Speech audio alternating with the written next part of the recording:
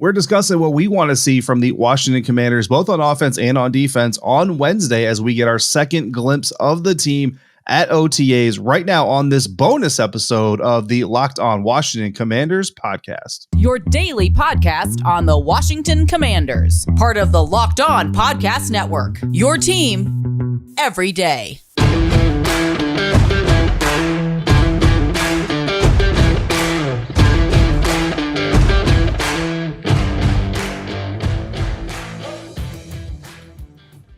Welcome in, Commanders fans, again to the Locked On Commanders podcast, part of the Locked On Podcast Network, your team every day, your daily podcast covering the Washington Commanders, free and available on all platforms, including YouTube. And we thank you for making us your first listen of the day, your first view of the day, and maybe, Chris, even your third or fourth view or listen of the day, depending. We dropped a full regular episode early on Tuesday, this one dropping Tuesday evening as we get ready for OTA practices again. I am David Harrison, covering the Commanders for Sports Illustrated's Fan Nation. My co-host is Chris Russell, the Rooster, one half of the Russell and Medhurst show on the Team 980. Find Chris and Pete there Monday through Friday from 3 to 7 p.m. Eastern Time or anytime, along with this show on the Odyssey app. When we're not there or here, we're on Twitter at DHarrison82, at WrestleMania621, and at LO Commanders. This bonus episode is brought to you by Rock Auto. With the ever-increasing numbers of makes and models, it's impossible for your local chain auto parts store to stock all the parts you're ever going to need. You have access to a computer or a phone. You have access to rockauto.com, a family business serving do-it-yourselfers for over 20 years with prices that are reliably low for every customer. So go to rockauto.com right now. See all the parts available for your car or truck, right locked on in their How Did You Hear About Us box, so they know that we sent you. Amazing selection, reliably low prices, all the parts your car will ever need at rockauto.com. Chris, we're going to discuss in this bonus episode what we want to see from the Washington Commanders on Wednesday when we are at the Innova Sports Performance Center at Commanders Park in Ashburn, Virginia, to see the Washington Commanders practice for our second media availability of the OTA period, if I could talk. The first thing, so last week, I did a solo episode, my observations taken away from the first media availability on the Washington offense. And at the end of that episode, I listed 3 things I wanted to see coming up this week. The first of them being more chemistry between Carson Wentz and his teammates. No duh, but I did get a little bit specific. I want to see the ball come down a little bit on some of those shorter targets. Carson did kind of go high on a couple of them, so you want to see those come down a little bit. The rain surely had a little bit of something to do with that too, and maybe a little bit more personality. I mean, Carson has got to know that he's being watched 24/7. Every time he's on the field stretching, it doesn't matter what he's doing, he's being watched. And we saw a lot of good things. So this isn't to say that we didn't see good things. We just want to see more of that good. And I'd like to see him maybe interacting with his teammates a little bit more. He is a more quiet, reserved guy, so you don't want him to fake the funk just to make us happy, but maybe see a little bit more of a chemistry, of a continuity there with his guys and the new starting quarterback. Number 2, Terry Mclaurin on the field. Look, even if the deal's not done, even if you're not working out, even if you're not running the drills, would like to see number 17 on the field being the leader that we all know that he is. Again, he's got to make those decisions. It's just what I would like to see is to see Scary Terry maybe scaring up some chemistry on the field there. And then number 3 really has nothing to do with the team's control, but better weather, which according to the forecast, Chris, I may regret asking that because we're talking like 91 and sun beating down us on the practice field. But better weather would give them a better track, right? Give them a better environment to really showcase what they're working on. So just from an offensive standpoint, don't want the ball wet, don't want the wet field to slip in the slide, and want to see what these guys can do with ideal conditions. Yeah, it'll be an early Wednesday morning practice, David. So, that'll keep some of the heat, humidity factors, if you will, under control.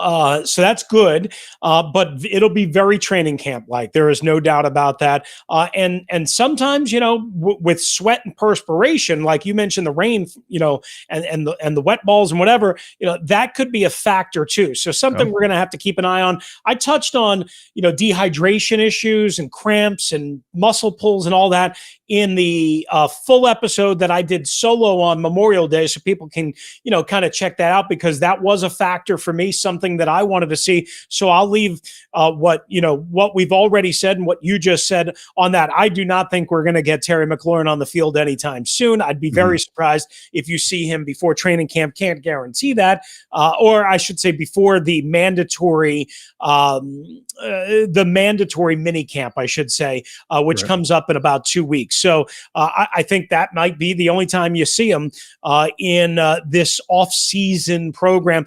And as far as more chemistry between Carson Wentz and his teammates, I love what you did there. I think he needs to show that. And even if it's a little bit fake, I think he needs to be a little more rah-rah, shish kumbah, that type of thing. I think he needs to be a little bit more, hey, claps, pats on the ass, that type of thing. That's what he needs to do to maybe come out of this shell, this cocoon that some people have kind of speculated and talked about in terms of in Philadelphia and Indianapolis. A couple of things that I wanted to add real quickly. Deep ball touch. That's so important because that's one of the main reasons why you went out and got Carson Wentz, not to overthrow people. And you mentioned throwing high a little bit. David, I've seen so many damn practices over the years where every quarterback on this team is high. Please get the ball down in the numbers. Please get the ball where receivers don't have to outstretch, jump up, climb a ladder. Please. I know it's not going to be perfect. Please do that. Antonio Gibson's ball security. We know how big of an issue it was last year. Brian Robinson as a pass receiver. I know that's something you've seen in person. Cole Turner in person, which is also something I have not been able to see. So these are the things that I want to get a good look at. Absolutely. Brian Robinson running exclusively with the twos last time we saw him. Let's see, maybe he's getting some reps with the ones as well as they start to intermingle him. From the defensive side of the ball, again, my OTA recap observation episode from last week, I went through the defense in depth from what I saw, what I liked, what I didn't like, and then again, wrapped it up with what I wanted to see this Wednesday coming up again at the OTA practice.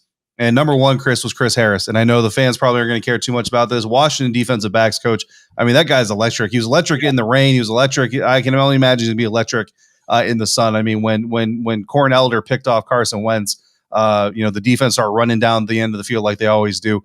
Chris Harris was probably like 40 yards behind them. Yep. And I want to say he probably beat a good amount of those guys, which I don't know if that's more of a compliment towards Chris or maybe an insult towards some of these other guys. Get down there to the end zone and celebrate with your teammate. But I'm looking forward to seeing Chris Harris, the Washington defensive backs coach, again on the field. Montez Sweat, if not Chase Young. That's what I said last week. And now we know Montez Sweat and Chase Young both back in the house. Chase Young, not sure how much we're going to see him actually on the field, special team drills, stuff like that as he continues his recovery. But hey, we'll take any Chase Young we can get. And I know, Chris, we're going to get Chase Young as the media, get to talk to him a little bit and harass him about his decisions and any future commercials he's got coming up. But really looking forward to seeing Montez Sweat there on the field with Jonathan Allen and those other running mates. And then clarity for the Buffalo nickel. Like we talked about again, who's going to be the Buffalo nickel. Cam Curl was down in the box. Percy Butler was down in the box a little bit. Saw Bobby McCain lining up on kind of like a traditional outside linebacker position. I don't know that we're going to get a lot of that in actual games. That may have been more of a practice scenario type of situation, but just maybe if we can pick up a little bit more on who the favored player is for the Buffalo nickel position. Yeah, I think this is the time of the year, David, though, to experiment, find out what you have, what guys can do, what guys can't do. You get a feel. Again, they did this last year with Jamin Davis at Mike linebacker, surprisingly, at this time of the year. Again, you just mentioned the interchangeability, if you will, between the three primary safeties, if you will, McCain, Curl, and Percy Butler. I mean, this is the time of the year to kind of mix, match, experiment, find out what you have, what somebody can handle. So I don't have any problem with that. I don't know if we're going to get one guy specifically, even though we all want more clarity. We're probably going to have to wait. One thing that I want to see, and David, I don't know if you saw this last week or not, so maybe I'm wrong. I want to see more, even though they can't touch the quarterback. Certainly you can't even, never mind sack the quarterback. You can't touch the quarterbacks, right? Yeah. But I want to see more aggressive pass rush out of this defense from Jack Del Rio. Get me a little bit more saucy, if you will, with some of your calls, right? We know that teams can crank up pressure when they want. You can zero, you can do all sorts of things. I want to see more blitzing linebackers. I want to see more blitzing safeties and maybe off the slot corner, maybe a Danny Johnson, whoever is playing in the slot. Hey, you know what? You can blitz that guy and have a linebacker switch over and cover, or one of the safeties. I want to see a little bit more empty the kitchen sink mentality from this defense, because at times last year, even when they were struggling, and I specifically remember the game in Atlanta in week 4, they got a little juicy. They got a little salty with their pass rush, and it created opportunities for Chase Young and others to eat. Again, you can't do it all the time. You can't do it for a living, but you can do it selectively. So I want to get them to be a little bit more, not reckless, but aggressive. That's what I want to see. In addition to some of the things that you, of course, mentioned on that. I don't know if you saw any of that last week, but to me, this is a perfect time, again, to experiment. Yeah, I mean, look, it's not a full blown pass rush like you said, but you did see some guys fighting to get in into the line of scrimmage, through the line of scrimmage, especially on the second and third teams. Look, guys like Shaka Toney looked really good. I mean, there were some other guys that were more role players last year, stepped up in some starting roles because of injuries. They look pretty electric on the field there as well. Now on the offensive side of the ball, I mean, Antonio Gibson, you see them running the drills and guys are swiping at the ball and stuff, and you want to see that ball securing. Then Cole Turner, I mean, look, he didn't, I want to say he came down to earth a little bit from the rookie camp because, now you got veterans out there and you got some other plays out there. John Bates looked really good as well, but Cole Turner certainly looked like if Logan Thomas, for any reason, is going to miss any extended period of time, Washington's got some talent at the tight end position. So good things to watch for that, for what's going on in Washington. And of course, you and I will both be there this time. So last time I'm representing Locked On Commanders. I'm watching the defense, I'm watching the offense, I'm watching everything all at once. I missed the Corn Elder interception, unfortunately, from a defensive side of the ball. So hopefully we can both come through with a more 360 view of what's happening on the field, and plenty to watch with this team as always. But on the football field is where you really want to keep your eyes trained. Absolutely. That's going to do it for this bonus episode of what we want to see and hope to see at OTAs week 2 as the Commanders hit the field and as the calendar turns to June. We want to thank you guys again for making the Locked On Commanders podcast your first listen and or your first view of the day. If you're watching on YouTube, we appreciate you either way. Come on back for the next episode. Again, David and I will be live from the Inova Sports Performance Center in Ashburn, Virginia, right around 1 o'clock Eastern time after Wednesday's practice. So make sure you are with us.